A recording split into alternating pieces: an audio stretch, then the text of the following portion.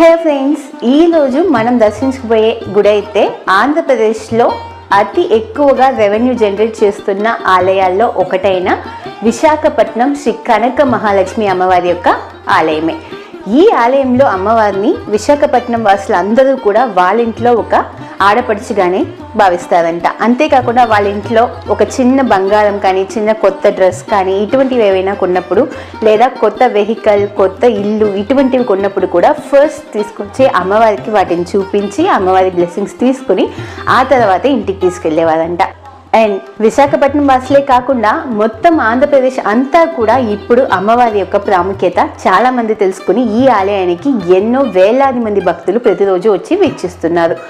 ఇంకా విశాఖపట్నం టూరిస్ట్ స్పాట్స్లో ఈ కనక మహాలక్ష్మి అమ్మవారి ఆలయం నెంబర్ 1 అయ్యిందంటే దానికి కారణం కూడా ఇక్కడ ఉన్న అమ్మవారి యొక్క విశిష్టత అనే చెప్పాలి.